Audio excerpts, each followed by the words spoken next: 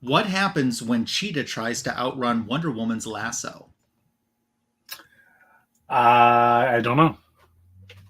They tied. Hmm.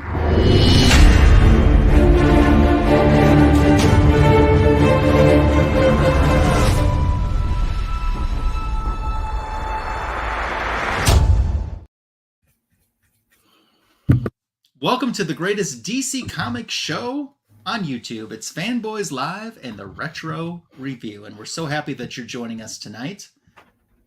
Lions and Vikings and cheetahs. Oh my. On behalf of Comic Food 2814 and Tim the Comic Collector, who aren't with us tonight, we welcome you and we say hello to the Royal of Foils, Signature King. How are you? I am great. Nice warm week this weekend, so I did a lot of outside stuff. Awesome. Yeah, it was nice and warm here too. I enjoyed that as well. So I'm ready to come inside and read some books.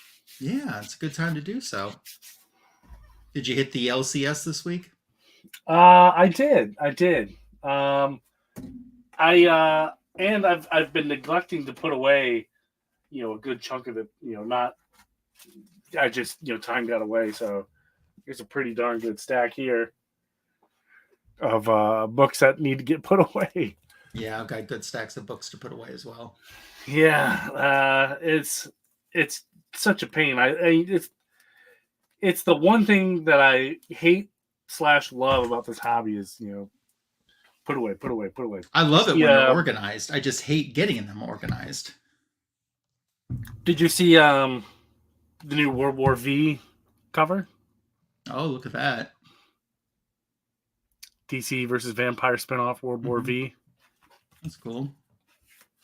Perfect for Halloween. Exactly.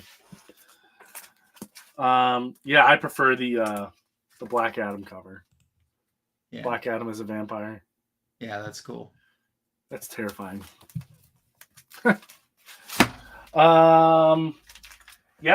got we'll save it for the book show, but even got a stack of some cool stuff. As you can clearly see. So it's a busy week. It's going to be a busy week coming up, but that's okay. Yeah, exactly. Time flies when you're having fun. Certainly does. Before we get started in today's show, let's start out by saying hello to the live chat. If you're watching on the rewind, hello to you as well, and we appreciate you sticking around. Hello to Just a Little Podcast, who says link, which is an inside joke between him and I, but I did send him the link, so we'll see if he shows up. Yeah. I think the odds are small. Probably, yeah. But I got you because I sent you the link. I always ask him for the link to shows that don't exist, and I never get them. Yeah, where's my link? Yeah, where's the link? So what's going on with DC Comics news? So it's New York Comic Con right now. Just wrapped up. Just like a few hours ago. And they did a whole lot of announcing. Heavy on the comic books, not so much on anything else. So upcoming new issues in January are Aquaman #1. I imagine this is probably going to fall into the Absolute series they're doing right now. And that's written by Jeremy Adams. Art and cover by John Timms. Superman Lex Luthor Special, written by Joshua Williamson. So that's going to be cool. I like Joshua Williamson. Green Lantern Fractured Spectrum #1, written by Jeremy Adams. Justice League The Atom Project #1, written by John Ridley, Ryan Parrott, and Mike Perkins. Don't know why they need 3 writers, but whatever. DC Power, The Rise of the Power Company, written by Brandon Thomas, Vita Ayala, John Jennings, and Zipporah Smith. So, again, multiple writers. It's only $3.99, so that's weird. It seems like it would be a thicker book, but okay. And those are the one shots. I mean the new ones they've announced. There's a couple of facsimiles in there, including some. Yeah, I was going to talk about those. Long Halloween facsimile edition. Batman Long Halloween, The Last Halloween, #1 Noir edition, which is pretty cool. Batman 609 facsimile edition, which is the cool cover to the Jim Lee one I've got. Batman 608 facsimile. So if you're into facsimiles, make sure you head down to your local shop and pick them up. Yeah, what I read, DC's gonna have 7 facsimiles in January, and some of the ones, like you mentioned, limited collector's edition C48. That's a Superman versus Flash. It's a collection of the Superman Flash races, and that's going to be in Treasury size. Oh, okay, that's cool. They're going to do DC Comics Presents 26, which is Superman and Green Lantern, but it's more known for the first appearance of the new Teen Titans as the insert. So that comes out as a facsimile. Brave and the Bold 29. That's the second appearance of the Justice League. I'm kind of excited about that because they've already done the first appearance. 28 has been reprinted many times, but 29 hardly ever gets reprinted, let alone as its own facsimile. Crisis on Infinite Earths #10 as they continue that 12-month facsimile run. And then you mentioned the Long Halloween. In the early 1980s, there was an Untold Legend of the Batman 3-issue limited series. They're going to compile all 3 issues together and re-release that in one collection. Very cool. Yeah, I'll definitely probably pick that up. Yeah, that sounds neat. Definitely, probably. Definitely, probably. Yeah, definitely, probably. No, I'm sure I'm going to pick that one up. I'm glad they're bringing back the treasuries. Yeah, I like those. I think those are cool. I might pick up the treasuries because I can see Joe Shooter, who wrote it. Jim Shooter? And, yep. Oh, yeah, Jim Shooter, yep. And Jose Luis Garcia-Lopez, so. Wait, Jim Shooter was Marvel, so who? It says written by Jim Shooter. Oh, he did some DC work, so must be him. So, yeah, okay. Yeah. So I see them on the regular, so it'd be kind of nice to get them to sign. It will only be my second treasury. Oh, really? Their second signed treasury. I mean. Yeah, you have Shazam. Yep, that's it. Yeah. I see that at New York Comic Con, NECA, NECA, displayed a 5 figure Ben Cooper action figures. So what these are, and I'll share my screen so you can actually see what they are. If you remember the old Ben Cooper costumes from Halloween Pass, like back in the Bronze Age, these are action figures based on those. So see what I mean? Oh. Those remind me of those little homies you used to see, like in the little quarter bubble gum machine. Oh, yeah. Yeah, the animation, I don't know why, it kind of looks the same. Yeah. Interesting choice. Superman, Batman, Wonder Woman, Joker, and Batgirl. Yeah, it is weird. I mean, the Holy Trinity I get. Joker, sure, but...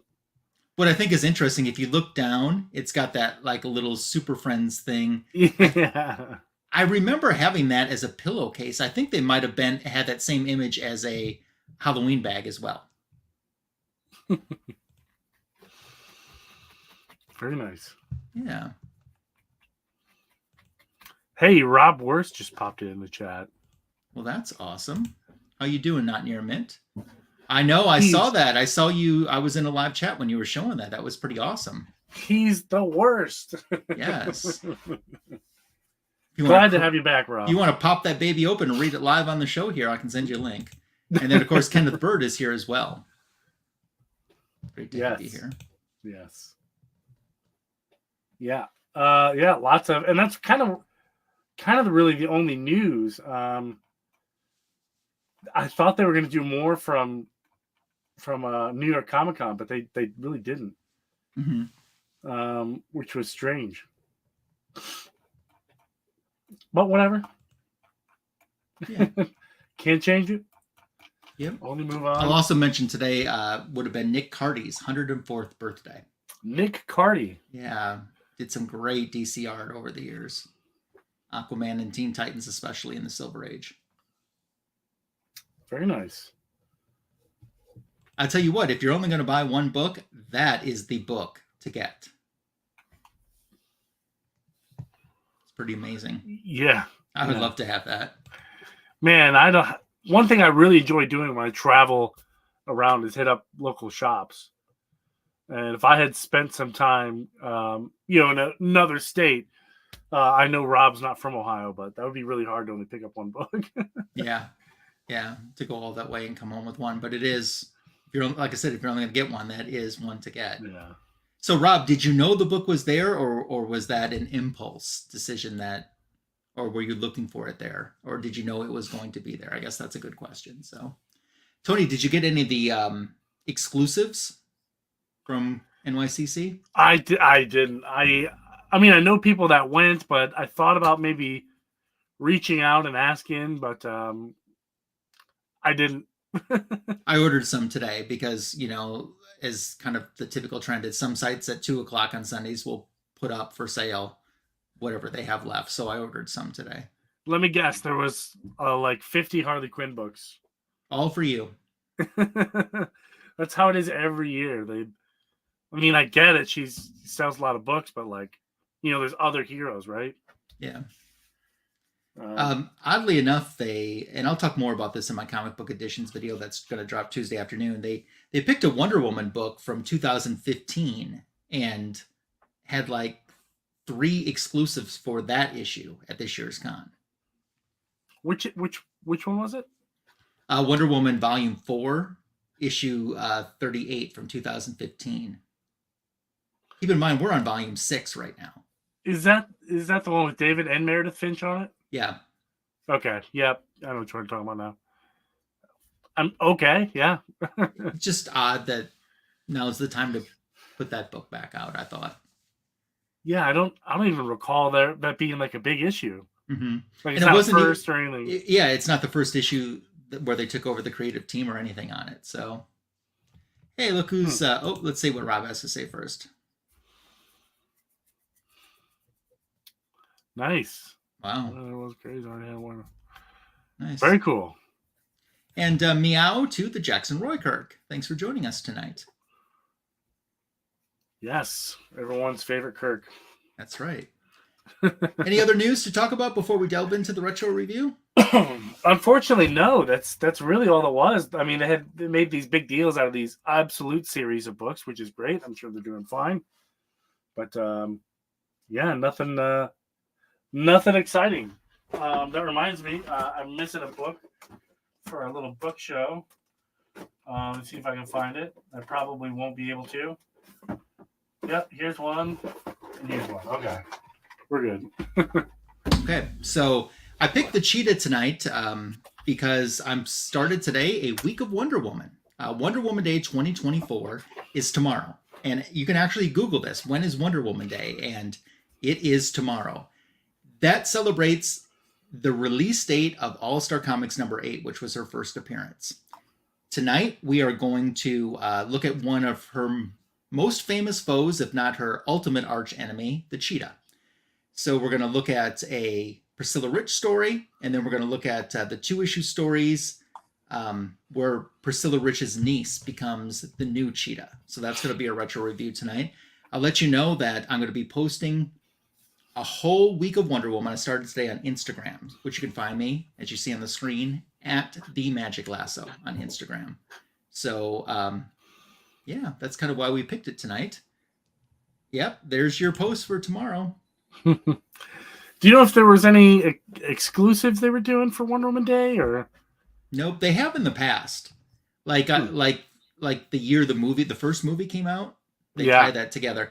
And this isn't like Batman Day, where Batman Day is always on a Saturday, regardless of what the date is. It's like a floating holiday thing. The Wonder Woman Day is always on whatever that release date was, which was, October 21st. It's always October 21st, regardless of what day of the week that falls on. Did not know that. Yeah. Nothing is like Batman Day. You're right. That's correct. My shop goes, hog wild for Batman Day. Yeah. If you want to pull up the assist, you're going to kick us off tonight with our first story. Yeah. So this story, the Wonder Woman TV show, season 1 was taking place, and that at the time that this issue was released. And the Wonder Woman season 1 TV show took place during World War II in the 1940s. So the comic books that they were publishing in the Bronze Age also took place during the 1940s. Something that's interesting about this story, Tony, I don't know if you noticed it or not, on the first page, it says 1943, and on the second page, it says 1942. I don't recall seeing that. I remember seeing 1942. Yeah, so if you want to delve into, it's just a great Cheetah story. I thought that's just a one issue. Yeah. So here we go. We started off in some kind of gala here, some kind of special event in Washington, and the president is in town. So keep in mind, this is peak World War II. And the president isn't Roosevelt. Sorry, I almost said Truman. I know there's a lot of history nerds who'd yelled at me if I'd have got that one wrong. But yeah, they're having a great date, and Steve Trevor and Diana Prince are having a conversation about why Wonder Woman isn't his date. And he said that he did talk to Wonder Woman, but Wonder Woman declined because she didn't want to upstage the president, which is interesting. Wonder Woman excuses herself from the table, and at that time, some would-be assassins try to assassinate the president. So Wonder Woman is able to quickly turn around, don her Wonder Woman garb, and assist the president by taking the knife out of their hands. They quickly turn on Wonder Woman, who's there to dispatch them. And then our Cheetah, Priscilla Rich, goes into the restroom and kind of has this like weird inner monologue with the Cheetah, but she's the Cheetah. So with herself, essentially, which is interesting. And they say, we must kill the Wonder Woman. She's here. So clearly she works in the War Department because that's who's here today. So she's putting these pieces together about Wonder Woman's identity, which is pretty fun. Wonder Woman is able to dispatch the bad guys. The president gives her a big thank you. Miss Priscilla goes home, dons her Cheetah costume, and for some reason, I was really getting, Michelle Pfeiffer vibes, Catwoman vibes out of this Cheetah. Just this like panel right here. I don't know why, but I can kind of see that. Yeah, it was interesting. So Sunday afternoon, she jumps onto into her Cheetah suit, jumps onto a big boat, and she's barking orders. Anything you got that's valuable in the bag. Who's just happened to be flying by? Wonder Woman in her invisible jet. So she crashes the party. Her and the Cheetah go head to head. The Cheetah has like these little like bracelet things that can like shoot. I don't know what they are. Spikes, bullets. Not sure. I think there's some type of darts. Yeah, some kind of dart. Some kind of dart. But she's able to deflect them. But while she was deflecting them, Cheetah gets a good punch in, continues to fire these darts at Wonder Woman. One of them hits Wonder Woman right in the head. Widow stingers. Yeah, maybe. And she becomes unconscious, floating down the river. Later that night, the Cheetah comes across a list of, she makes the list, of everyone in the War Department that kind of fits the description of Wonder Woman. And you can see on the list, it does say Diana Prince, but it has a whole nother bunch of names on here too. There's one on here that I recognized, and it was Denise O'Neil, Denny O'Neil's wife. That's funny. Yeah, Mary Wolfman, Marv Wolfman's wife. That's funny. So there's a lot of I just happened to glance at it, which I thought was pretty cool. And I did look it up. Excuse me. That those are indeed their significant others.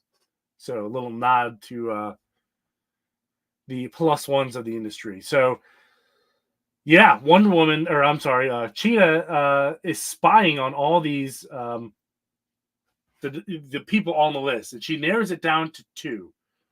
She narrows it down to oh gosh, I can't remember the other name. Another lady and Diana Prince, and she figures out that it's Diana Prince because Diana Prince has this scar on her forehead from the dart. So that's how she figured out that Diana Prince had to be Wonder Woman. And she also knows that, hey, wherever Steve Trevor is, that's usually where Diana Prince is. So I don't have to find Diana Prince. I can easily just as find Steve Trevor. Pretty clever. So she goes into like a film room. I don't know what you would call it. Some kind of dark room. Dark room, I think, is probably the official term of it. And kind of comes up with like some kind of plan here on how to lure out the Wonder Woman. And then she actually does run into Diana Prince as Diana Prince.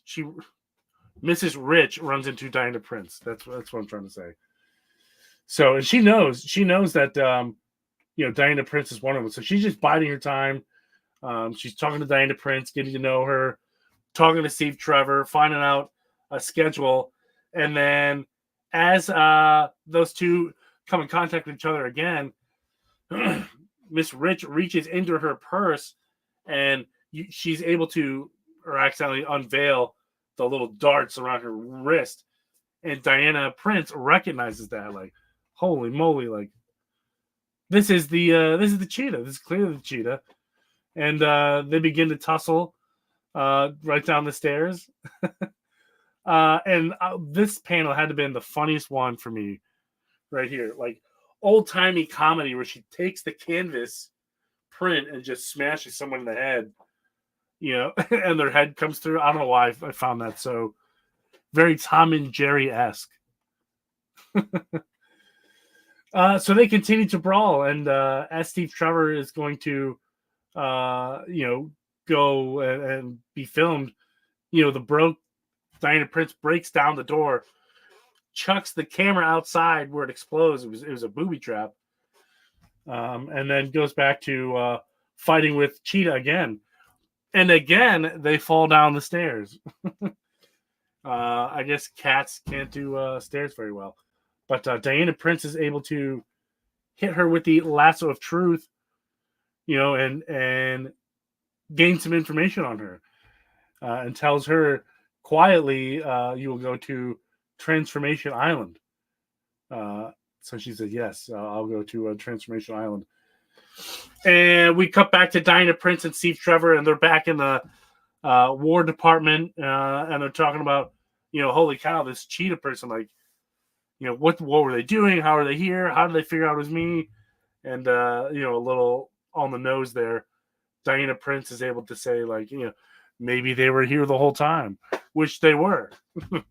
Well, I thought that was pretty funny, but yeah, that wraps up this issue here. A lot of good reads to it. If you're into the what do you call this? Letters to the editor, which I thought were really fun. Yeah, the Wonder Words. Wonder Words. Yeah. While you're pulling up the assists for the next issue, I'll say hello to some folks that joined us in the chat. John's Comics with Kids is here. We've also been joined by White Tiger, Cool, Calm, Collected, Muobunga to you. And I saw I Collect a Lot pop in. And our very good friend, Sleepy Reader 666, who I like to call Sad Vision, is here. Thanks for stopping by. It's always great to have you guys with us. So now we're going to jump forward several years, and Cheetah didn't make another appearance in the Wonder Woman comic book until issue 274. We just did issue 230. So she didn't appear again until 1974. Ironically, it's still the same artist drawing the interiors on Wonder Woman, which is José Delbo. And this brings about the introduction, the end of Priscilla Rich, and the introduction to her niece, who you see on my shirt, who is the new Cheetah. It's a two-part story. There's Hunter's backups to each issue. We're not going to be looking at those tonight. We're just going to be doing the main Wonder Woman stories. I'm working on it. I'm sorry. It's my ad blockers having a fit on this page. Yeah, Cheetah's pretty awesome, and there's been many more cheetahs even after this. There even was a male cheetah at one point too. I'd probably say outside of Priscilla Rich that Barbara Ann Minerva became a very popular cheetah. Oh, he came for the Huntress stories. Well, you know, I've been thinking about us featuring some of those Huntress stories sometimes on Fanboys because they're so small in length that we can knock out a whole bunch of those. Yeah, it was an interesting version of Cheetah. I wish she would have been the main antagonist in the movie, though. Yeah, I agree. So I'll get us started here after I pick up my iPad that I just dropped on the floor. Hopefully you got Apple Care. Yeah. So on page 1, there is an ocean liner fire that Wonder Woman spots as she's jetting through in the invisible jet, otherwise known as the IJ. And she realizes that this oil spill could empty its entire cargo by nightfall and the devastation that that's going to do to the wildlife. And on the next page, you'll see that there's something she spots that she realizes the situation is much worse. There's a fire on the deck, and if the fire reaches the oil, the resulting explosion could start a fire that would burn for days. So she thinks her only way to stop that is to use the lasso and create a powerful wind that blows the fire. You know, it's kind of like snuffing out a candle. The flames are pretty close. And she's only got a few seconds. Luckily, she's able to make this plan work, and the flames fall back. Now she has to deal with a larger problem, and she starts to think about how her mother was right. The examples of madness on man's world, and this is one of them. Men will continue to rely on oil for their energy needs, even though it's dangerous, and she doesn't understand why. So she jumps into the water, which is heavily polluted. With this oil, it's getting all over her and all over her costume. And she's starting to repair the hull that's been damaged. And she makes a joke. She's like, now I know why they call this crude. So she starts to repair the hole in the hull and uses pressure to try to seal it. And she says that should hold it long enough for the oil to be pumped off. And she hopes she never has to go through this again. But someone tells her, you know, Wonder Woman, you can probably bet on the fact that you will. And she's like, well, who's talking to me? And it's a group of environmentalists that were filming this. They call themselves OES, the Organization for Ecological Sanity. And whenever there's a disaster, they come to film it. And then they get a TV station to show the film, and they get some type of recognition. The leader's name is Debbie Domaine, and she owns the yacht that they're on. And she says, hey, you look like you could use a shower. You're welcome to come in and use the shower in my cabin if you want. And she tells them, you know, pay no attention to the guys that are oogling you. So she takes her down to her cabin, and Wonder Woman gets in the shower and strips off her clothes, and Debbie says she's going to wash them for her. And I love that Debbie just kind of stays there while Wonder Woman's taking her shower, even though she's behind a door and everything. And she starts talking about how she got interested in the environmental cause. And it happened one summer when she was 14, and she was staying at her aunt's house on the north shore of the bay. And it was just before dawn. She found a goose in the sand, and the goose had been flopping around in wet sand, and it was half alive. It had oil so thick in its wings that it was matted, and it was into the feathers. And how the goose eventually ended up dying because it panicked so much because it couldn't get free of this oil. And that got her interested in the ecological fight. And the bird died of overnight suffocation, trying to clean its wings, and it got oil in its lungs. So that's the introduction that Wonder Woman has to Debbie Domaine, and they go their separate ways. Mail comes in, and Debbie goes to pick up her mail, and what a coincidence. She was just telling Wonder Woman about her aunt a few hours ago, and now she has a letter from her aunt, and it's very bad news. And the letter says, you know, she's telling Debbie, I have less than a week to live. The doctors wanted to keep me locked up in that hospital, but I told them I must die. I'll die in my house. You remember the North Shore house, don't you, dear Deborah? Perhaps you could visit me this Friday. There's something I must tell you. We cut to the Pentagon where Diana Prince is working, and she's almost going to be late for a very important briefing that she can't be late to, so she whirls around from Wonder Woman back into Diana Prince. And there's a meeting between Steve Trevor and General Darnell, a very important briefing that she's sitting in on it. And during part of the briefing, General Darnell asks her if she would like to talk more about this, like on a date, going out to dinner. And she says yes. So she tells Steve that she wants to wrap up a little bit early because she wants to change before her dinner engagement. And he says, that's fine because I got to date myself with the loveliest angel this side of paradise, Wonder Woman. And you see her eyes go huge. There's a problem. We head back to Debbie Domaine, who's on her way on Friday to visit her aunt. And she's getting close to the house. And she also talks about how mysterious her aunt had been and how sometimes she would just disappear for periods of time and no one would know where she was. Debbie is being watched, though, in the shadows by someone mysterious who is reporting back to their master that a young woman who looks a lot like Deborah, possibly a relative, has shown up. And they're being told to continue observation. So Debbie walks into the house and she's looking for Aunt Priscilla. She heads upstairs to her bedroom. And she's also wondering, where did she go those times that she would disappear for months at a time? She's like, I guess it doesn't matter. And she's like, Aunt Priscilla. And Priscilla Rich is in her bed. And she's like, who is it? Who's there? Is it you? I told you I'm sick. I'm weak. I can't help you. I wouldn't help you if I could. That part of my life is over. And she's like, Aunt Priscilla, it's me. It's Deborah, your niece. And she's like, oh, why did you have to come today? If he saw you, she's like, Deborah, give me your hand. She's like, I don't understand what you're talking about. And she's like, child, run. I wanted to tell you the truth about my past, but there's no time now, not while he is out there. She's like, you're hurting me. And then all of a sudden she has this look on her face and she's dead. And Debbie falls backwards, hits her head up against a closet door. The door opens. All of a sudden, there's this noise and this shadowy figure starts to fall out. It takes Deborah by surprise and ends up landing on her, knocking her out, and she passes out, striking her head. This blows more serious, and she's going to be out of consciousness for a while. In the meantime, someone walks in. The door opens wide, and Debbie Domaine's vision fades to black.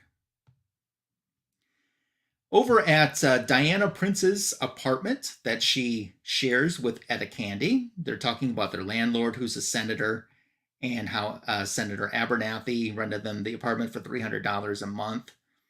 And Diana's like, in her head, she's not really paying attention to Etta. She's like, I've got a date with General Darnell as Diana and a date with Steve Trevor as Wonder Woman at the exact same time. What am I going to do? And her mind is very preoccupied, and Etta kind of feels, that she's not being paid attention to. We cut to Debbie Domaine, who is awakening now, and all these lights, she's suspended. All these lights are shining on her, and some voice that she doesn't know is talking to her.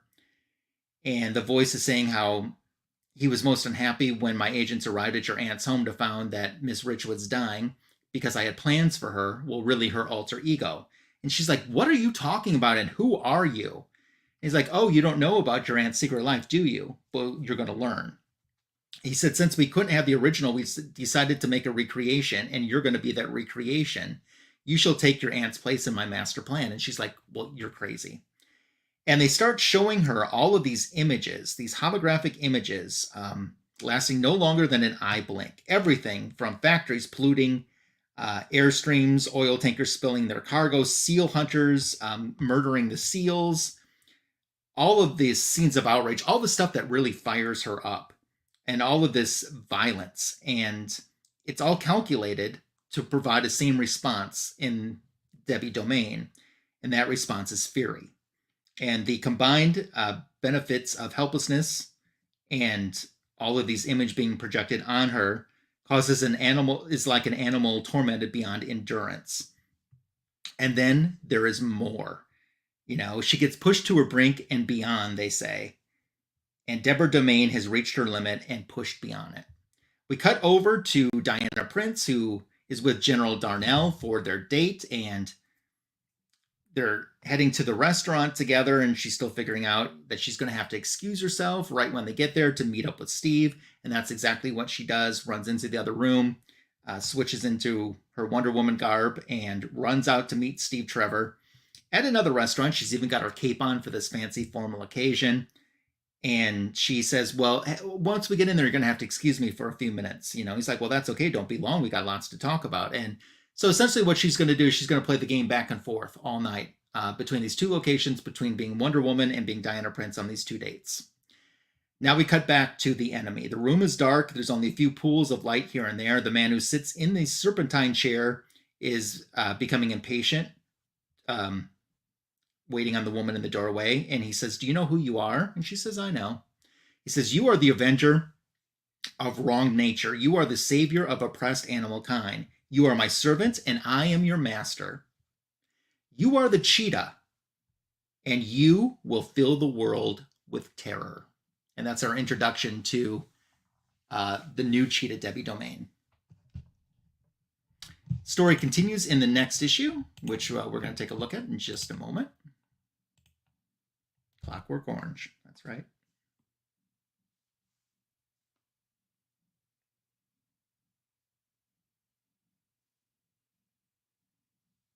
So take a look at the cover there for 275 because it's not a surprise to those who know me, and I've shown it on this show before, and I've shown it in other places before. I own the original artwork to that cover, and I'm going to show it again tonight. So take a good look at it because you'll see the original pencils in just a little bit. So our story starts out, the claws of the cheetah. And in Maryland, there is this dam, and someone is watching over the dam. It's Debbie Domaine, the cheetah. The workers at the dam are talking about it's another slow night like usual ever since the Defense Department hooked up this valve system to an experimental new computer. They don't have much to do. And he says, and the best part is the job has got security. He thinks he hears a sound. He turns around too late to find out that Cheetah has attacked him. They hear a noise, the other workers, from outside, and they're like, well, there's some strange animals in the hill, but that's an interesting cry that we hear. It's soon followed up with the realization that the main spillway is overloading. The dam has burst, and the water is coming through. And Debbie Domaine is down below, smiling proudly at the accomplishment that she made. It's morning at the Pentagon. Diana Prince and Etta Candy are at their jobs, and they're talking about the noise that was coming from the apartment downstairs. And Etta says, yeah, I heard it too. It sounded like someone was pacing half the night. She's like, I have a big family, and I'm used to ruckus, but that still was a lot. They're like, well, maybe we should talk to the senator, who's their landlord, about that. And then there's a knock on the door. Colonel Trevor is there, and he's being sent on a mission to go investigate this dam that's been flooded. And Diana didn't really know anything about it. Apparently she didn't hear the news on it. And they're told to go in their civilian clothing. So the two of them prepare to change and then to fly up there. Oh, excuse me, not fly up there. Well, they do fly up there and then get a car. And they're looking at all the devastation that this flooding has caused. And Steve says it has to be sabotage. There's nothing else that it could be. And she's shocked by this. So she decides it's better to go investigate as Wonder Woman. So out of view from him, she turns into Wonder Woman. And Steve Trevor's tail starts wagging when he sees Wonder Woman through his binoculars. And she's there flying through. She spots a child that's on a roof of a house and knows she can go to save them. The child is very skittish and very scared, but she's able to get a hold of him and get him into one of the safety boats. She turns around to see the proof of sabotage go right by her. It's Cheetah in a boat. And she's like, her hair is different, but I'd recognize her costume anywhere. She's like, it's my old enemy, the Cheetah. And if she's here, she must be involved. And I guess we should have a talk. So she whirls her lasso around the chair and essentially does some water skiing, and reminiscent of the way they would water ski, I guess, in Paradise Island, because she makes a reference to that. And Cheetah's aware of this, and she's trying to throw her by smashing her against these submerged houses. And Cheetah says, enjoy the ride while it lasts, Amazon. When it's over, you'll be dead. And she's like, her voice, that isn't Priscilla Rich. And she's like, wait a minute. I know her. That's Debbie Domaine. And she recalls how she just met Debbie Domaine in the previous issue. And she's like, has she gone mad? She climbs aboard the boat, And Cheetah has these razor-sharp claws that she instantly goes. Luckily, Diana's bracelets deflect them. She's talking about how they ravage our planets, kill our fellow creatures, dam our streams, and you defend them. You're a traitoress. And she's like, Debbie, you're talking lunacy. There's logical conclusions to this. And she says the only logical solution is the end of human civilization. She's like, you're insane. And she pushes Wonder Woman off of the boat. And she says, the planet rapist must be slain. The cheetah will champion the earth. And Diana realizes underwater that she is far more worse and serious and savage than Priscilla Rich.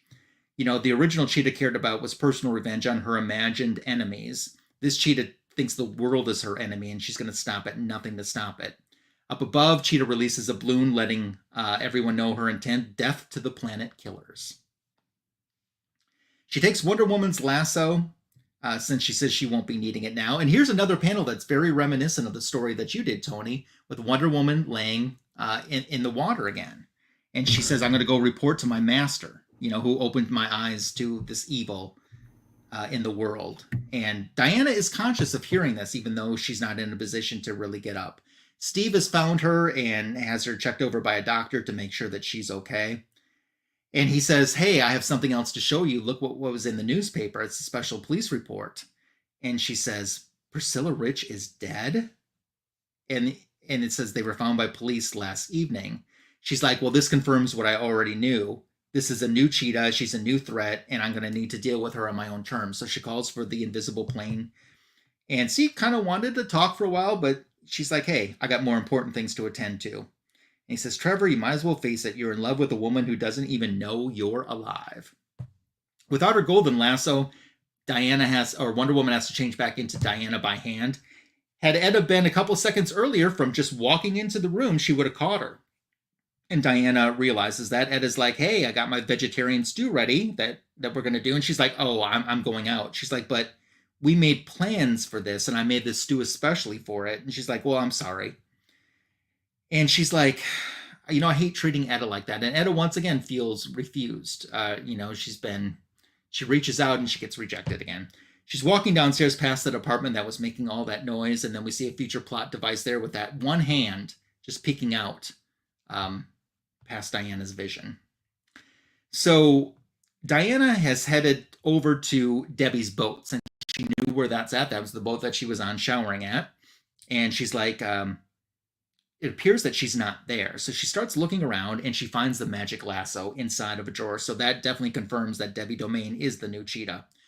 And then she ends up right behind her. So she uses the lasso to whirl around into Wonder Woman and realizes that she has to use force. She says, the master told me you probably hadn't been killed in Hampstead. And the master, she's like, I didn't believe him, but the master's always right. And she's like, Debbie, what is this master that you're talking about? And they just engage into full-on battle. And at one point, when Cheetah has knocked Wonder Woman with her leap, Wonder Woman falls against the yacht controls, and the boat starts to go into reverse, moving out of the slip. But they continue to fight while the boat's in motion. And Cheetah's holding herself pretty good. Unbeknownst to them, they're about to collide with a huge tanker, a yacht tank, not a tanker, but a yacht. They're about to collide with this huge yacht. And they're going to have some problems, but Cheetah doesn't care about it because she's just so obsessed with killing Wonder Woman, who she feels, betrays the world. So Wonder Woman's warning her of what's about to happen. And at the very last second, she realizes it and she screams no.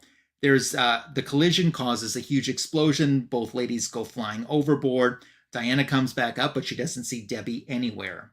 And she's like, may the gods have pity for her. I was convinced she was used by someone for his own design. She spoke of a master. I swear to my namesake goddess Diana the Hunt that I shall not rest till I brought him to justice. And all of this has been monitored by her master, who is Kobra. And that leads into another storyline that will happen with Kobra. So that's our introduction to the second cheetah, Debbie Domaine. Tony, your thoughts about these issues that we reviewed tonight in a score? I'm looking forward to the Wonder Woman G.I. Joe crossover Yeah, with the Kobra. teasing at the end. Yeah. With Kobra. This is Kobra with a K, though. Still, I can pretend. Yeah.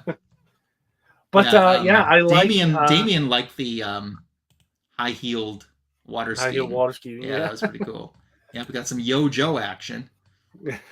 I like these stories. They're very Wonder Woman-esque. They feel like a Wonder Woman story. You know what I mean? Yeah. I can definitely tell Gerry Conway took his time to write these. So, and it shows. It's got some quality writing here. I'm going to give everything 8 out of 10. Okay, these are some of my all-time favorite Wonder Woman stories, so I'm going to do a 10 out of 10, which I don't do that often. I remember 274 and 275 coming out on the spinner rack and buying them. It had been since 230, which I didn't get on a spinner rack. I wasn't buying books then. I was too young. I remember the excitement because Cheetah hadn't been in a Wonder Woman comic book in a long time, and this introduction of this new Cheetah. I thought this character had so much potential, and sadly she was not used that much. She didn't make that many more appearances, and Cheetah didn't go on to become a huge Wonder Woman adversary again until it was Barbara Minerva in the George Perez run.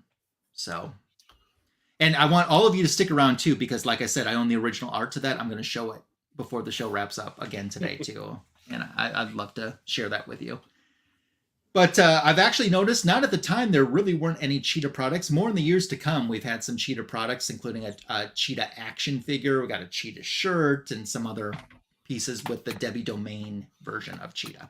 Of course, the Priscilla Rich version of Cheetah was part of the Legion of Doom in the 13 episodes of the Super Friends cartoon. And her voice actress, Marlene, just had a cool purr to it. And what I liked in your story, Tony, when she was talking as the Cheetah, the way the letterer almost did art on the lettering of her Cheetah voice versus her Debbie voice. I thought that was kind of cool too. Yeah, I didn't catch it. I'll have to check it out. Yeah. Yep, it's coming up. So that's kind of my thoughts on this. I'm sure sometime in the future we'll look at some other Cheetahs too, like Barbara Minerva. And one thing that I wanted to know from George Perez, and this was very important for me to know because I couldn't find the answer on the internet. And when I met him, I asked him, I said, when you rebooted Wonder Woman, why did you make Cheetah?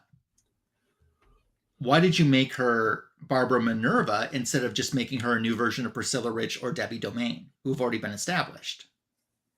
He told me that he met, I believe she was a college professor.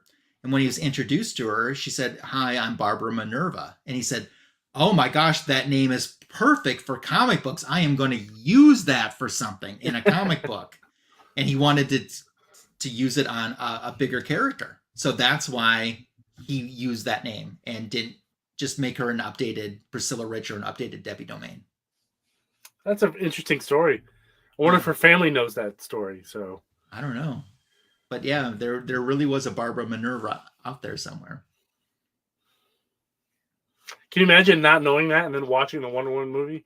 Yeah, exactly. Yeah. Going, I met a guy that drew comic books one time, Yeah, and all of a sudden my name's in a movie. Mm-hmm. There you go. So we're going to move on to the book show portion and talk about what's going on our channels right now. What you got going on? Shorts.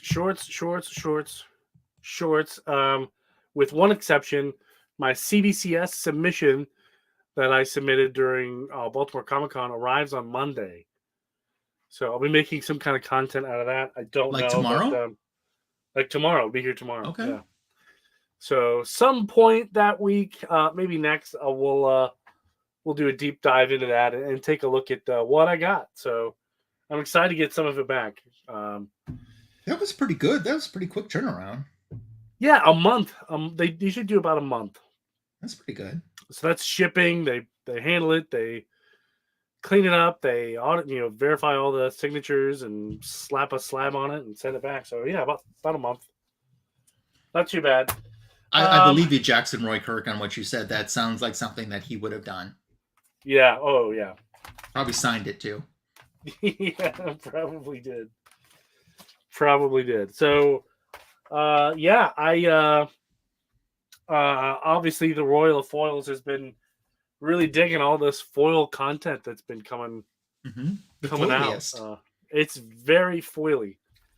I'm gonna kick off here with this really cool DC foil. I love that. I'm sorry. I know this is your moment to shine and talk. I just love that. Isn't it great? I don't have it, but I love it. It's beautiful. It is. I love that logo. It's just... Plus all the signatures I'm going to get around it. It's going to be awesome. Yeah. I'm excited. So there was that one. I got Batman. I forget the name of this one already. It's basically Batman versus a werewolf. Okay. I forget the name of it. We have the Green Lantern. That's a cool cover. Green Lantern. Yeah. Another foil. Is that just a foil version of the main A cover? Yeah. Yep. Okay. Yep. A reprint of Long Halloween. Okay. Very cool. And of course, the red hot Batman. Absolute Batman. Yeah, you got one. I mean, I pre-ordered it. I hadn't gotten to the LCS, so I'm glad that I did. I actually hear it's a good story. I heard great things about it. This is the Civil Lantern Corps. But we have Starfire on the front, so that's cool. We have Hal Jordan, the Green Lantern Corps. Very cool. This one is probably one of my favorites. This Poison Ivy cover. Yeah, I don't know why. I think that's just so awesome. Black Canary, Birds of Prey. Of course, Batman. Yep. Of course. Everybody's favorite, Shazam. And how appropriate, last one of the evening is Wonder Woman. There you go. Yeah, and there's more coming out. I have more pre-ordered that haven't arrived yet, so I think I've got them all. Once I saw like they were going to do one for each character that would had a current title, I was like, man, yeah. So now I've got to get Daniel Sampere to go to a con that I'm at. I've never met him, so yeah. John got to meet him, and he got a remark from him. Oh, of course he did. Of course he did. Of course he did. Yeah. Everyone else gets those remarks, except for me. Remarks too. Yeah. But yeah, that's a lot of foilies. That's some foily goodness. I'm going to do my book show portion. Before I get into that, there's two things that... John's still with us, too, saying that he was cool and a super talented dude. Before I get into that, there's two things that I want to say. Number one, if you're not subscribed to Signature King, me or any of the other fanboys that didn't show up tonight, there's links in the description for this video, so make sure to sub them up as well. And sub up everyone that's in the chat, too. I think pretty much everyone that's here right now knows everyone else. Foiltastic. But it's a great way to show support. If you're watching on the rewind, some of these people whose comments that you saw me highlight are great channels for you to go check out too, and great friends of not only ours, but the entire community. So, and they'd be great friends for you. Number two that I want to mention, what was that? Oh, since we're doing the book show portion, you can do your own version of the book show portion on Instagram, share a cover with us. Use the hashtag FanboysLive and the Retro Review because we'd love to see what you have to share. You know, if you got something Cheetah related, that's cool. Wonder Woman Day is coming up tomorrow. If you want to post something like that, use that hashtag too. Tag me. I'd love to be tagged in so much stuff tomorrow. If anyone posts anything for Wonder Woman Day, I would love to see that. So I'm going to get into my book show portion, but let me talk about what's on the channel first, where you can find me coming up, and then we'll do the book show portion. So on my channel is my back issue of the week YouTube short, and that has garnered, at last check, 6 views. 6, like this many. That's okay. Yeah. Well, it has to be. There's no other choice. It has to be. Well, didn't you say you got a sub? I got a new subscriber. I mean, I don't know if it came from the short, but I got a new subscriber, and that's really what I wanted. Well, sometimes YouTube will hold the sub, and then when you upload a new short, it looks like, oh, boom. That's when they let it go. But, hey, works. Hey, Jackson Roy Kirk, you never know. There's people, they always said, you could open up to any page in the Sears catalog and there would be someone that would be attracted to whatever's on that page. Oh, it has 8. Look at that. It's gone up by 2.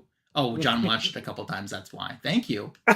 And thank you to, well, there aren't 8 people that watched it, but thank you to all, because someone watched it multiple, but thank you to those who watched it. I mean, at this rate, it could almost hit 10. Who knows? I mean, it could. Keep in mind, my short from the week before had over 500 views. So anyway. Yeah, YouTube is crazy. I had a short that didn't do well. All of a sudden, 2 weeks later, just boom, just took off. Yeah. And I got like 14 subs out of it. Yeah. I don't understand. So that's on my channel right now. Maybe it's because it was Marvel and all our DC guys here wanted some DC. Oh, I did a comic book editions video 214 that dropped Tuesday afternoon. It was an AOK unboxing from Signature King. Were you surprised at what you sent me? I was very surprised. Very surprised. Well, I loved it. So that's what we unboxed, and that's on my channel already. Let me tell you what's coming up, okay? Because I'm actually going to make some guest appearances this week as well as my own content too. Tomorrow, we have the back issue of the week YouTube short. It's back issue of the week 147. For Wonder Woman Day, it's going to be a Wonder Woman comic book. It's going to have bondage on the comic book cover. It's going to be from a particular Wonder Woman era that often gets talked about. So that is tomorrow's back issue of the week short. Tomorrow night for Wonder Woman Day, I'll be live with Joel the Geek on his channel, and we're going to do some Wonder Woman stuff, and he's going to have some trivia, and we're just going to talk about Wonder Woman and show some comic books. That is going to be at 7 Pacific, so it's 7 his time, which is 9 p.m. Central, 10 p.m. Eastern. What day was it? Tuesday, you said? No, tomorrow. Tomorrow, okay. Yes. All of this back issue of the week and Joel the Geek tomorrow. On Tuesday, my comic book editions volume 215 video will drop. It will be a guest starring Wonder Woman, all Wonder Woman haul. That will drop Tuesday afternoon. Tuesday evening, I will be on a special 1011 all Wonder Woman edition on Gary B. the Casual Comic Guy's channel. That will be at 8 p.m. Eastern, 7 p.m. Central on his channel. On my Instagram, starting today, going from today through Saturday, there'll be a Wonder Woman post every day because it's a week of Wonder Woman on my Instagram. And of course, Wonder Woman Wednesday, we'll find something cool to celebrate that with too. So that's all that's coming up on my channel. I share all of that to finally get to my book. I want to show 2 things for my book show. The first is my copy, one of my copies of Wonder Woman 230 that we reviewed tonight. And it's autographed. And Tony, you're the one who got the signature for me. What memories do you have of obtaining this signature on my behalf? Of García-López. That's a good question. I think you did that last year, if I'm not mistaken. Yeah, if I recall last year. I mean, have you ever met Mr. Lopez? I haven't. You can definitely tell English is a second language for him. Okay. He has, I assume, some kind of relative of his translating. So to get him to like say, "Hey, could you write for Ryan?" Mm-hmm. It's I guess it's a process. You're saying it's a process. Yeah, it doesn't translate well, so I had to be like very specific, but he understood. Okay, that's cool. It worked out. Yeah, it did. And the big one, literally, my bookshelf. Sorry for the ring. Wow. This is the original art to Wonder Woman 275. Rich Buckler and Dick Giordano inks. Very, very cool. And how long has that been part of your collection? I got this in the mid-90s. The book came out in 1981. I obtained the art in the mid-90s on eBay. Oh, okay. So eBay. So you'll see like a note down here. It's a note to Dick Giordano. It says a stat. Let me read it verbatim. It says, Dick, ink foreground.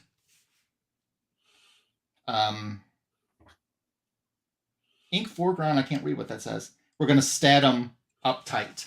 Meaning that they had plans on using these images in other projects. So there you have the original artwork tonight. I own some other interior original artwork of Wonder Woman, but this is the only cover that I owned. I knew that I probably would only be able to afford one cover, and at least I got one that I truly love. I didn't get a cover just to say that it was a cover. I got one that I truly liked. And you're right. I think now, what I paid for this in the mid-90s, you really can't even get an interior page for that price now. 7 raspberries. So that is my book show. Did you get it? Like, did it come framed like that, or is that something you did? No, I okay. Got the framing done. Perfect. I think it looks awesome. I love it. Yeah, they did a great. Whoever did the framing on it did a wonderful job. Yeah, it was a place actually in Dubuque, Iowa. And that makes total sense. Of course.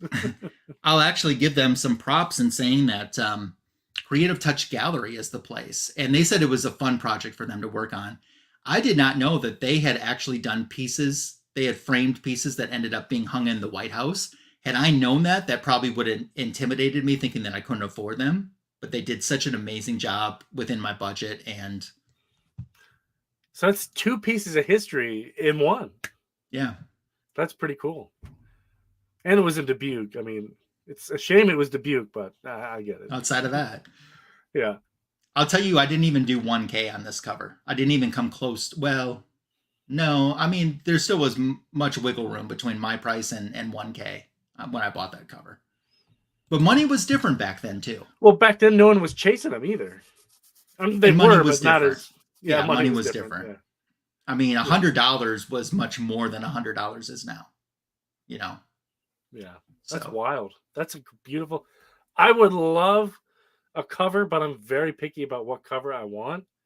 And I talk with Anthony's Comic Book Art at Baltimore. He's got the cover I want. Oh, he does? Got it. Do you want to say what it is, or maybe not say it because you don't want it? It's Shazam New Beginning. You know, it's this cover. He has it. Oh, he has it? He has it. What's his asking price? Second mortgage my house. Have you actually seen or held the Yeah. You have, okay. I've held it in my hands, yeah. Okay. He wanted it's close to 8,000 or 9,000 for it. And it was in great shape. Yeah. But I was like, I got like $50. 50. Would you take $50? Would you take 50 a year until it's paid off? Yeah, 50 a year for the next 25 years. Yeah. That's nuts. Yeah. Wow. Yeah. Yeah. You should see some of the original art from Steve Ditko hanging in the Pennsylvania State Library and the archive. Wow. Stuff that has never been published, and the state has it. I've seen it. I've held it. I don't necessarily care about Spider-Man, but hey, the history on it. Mm-hmm, absolutely. Oof, oof, oof. And now that lawsuit with Disney is settled, they're going to start displaying it. Good. That's awesome. Yeah. Did you say that Disney was trying to get their hands on it? Disney tried to sue the pants off the state and went all the way to the Pennsylvania Superior Court, which is the state Supreme Court. And they said, hey, he willed it to the state. Like, no, you can't have it. Like, it says in his will. Like, no. And their argument was, well, we own Spider-Man now. Like, well. That's nice. That's nice, you know? It's his collection, and he donated it to the state when he died. So, yep. Get lost. Mm-hmm. So we won. Disney said they're not pursuing, so thank goodness. Yeah. The Mickey Mouse can keep his little paws off of it. Yeah. We can Bye-bye, House of Mouse. Yep. So, next week on Fanboys Live and the Retro Review, do you want to say it? You want to say who's coming on? Go ahead. You don't want to say it? I'm mad at her right now. Oh, yeah, that's right. Even though it's not her fault. We'll talk about that next week, I'm sure. We'll talk about it next week. Yeah. Silver-haired Bronze Age Babe is going to be back with us. She's watching on the rewind right now going, why is he mad at me? Yeah.